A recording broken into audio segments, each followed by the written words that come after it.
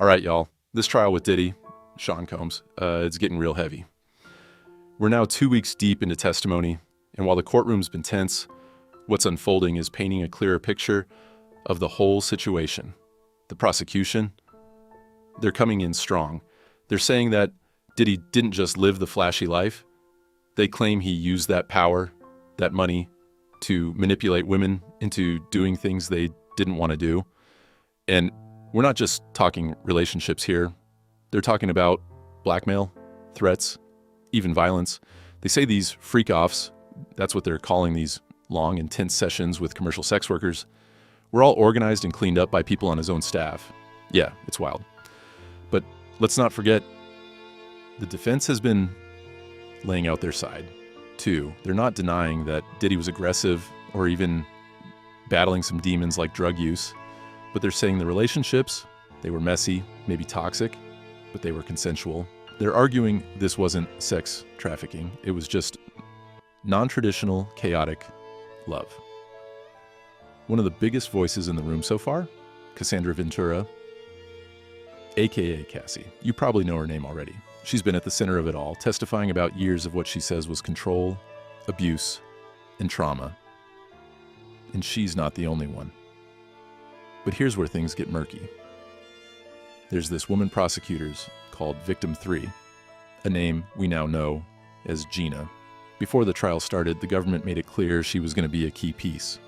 Someone who could show that this alleged abuse wasn't just limited to Cassie.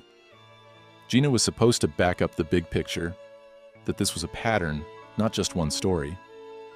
But now, Gina's not expected to testify. That's a big deal. No one's really explaining why yet. Prosecutors have said they're having a hard time even getting her lawyer to talk. She was subpoenaed, so technically she's supposed to show up, but even that's uncertain. Still, Gina's name is floating everywhere in that courtroom. She's been talked about in Cassie's testimony, and Diddy's defense team is definitely bringing her up. They're trying to use her to show that Cassie wasn't being forced to stay. She stayed because she loved him. That's their angle. Now let me tell you, Gina's not just some background name.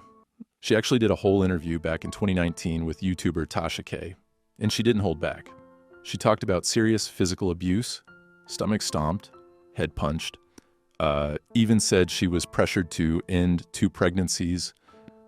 That's heavy. And apparently, prosecutors say she's got the receipts, texts, notes from her phone that support her story. But even with that, her appearance in court is still up in the air. Now, Diddy's lawyer, Mark Agnifilo, he threw some shade this week, basically saying, if the government really wanted Gina in that courtroom, they'd make it happen. They're choosing not to. That's a bold claim, and one that might make people wonder. But here's the key. None of the charges hinge entirely on Gina. She was more like the glue, someone whose experience was meant to tie the bigger conspiracy charge together. That Mr. Combs allegedly ran a whole operation that didn't just commit these acts, it covered them up. Prosecutors still want her story in the mix, even if she never shows. They're pushing to include evidence from her relationship with Diddy anyway, saying she's very much a part of this case. The defense? They're not letting go of her either.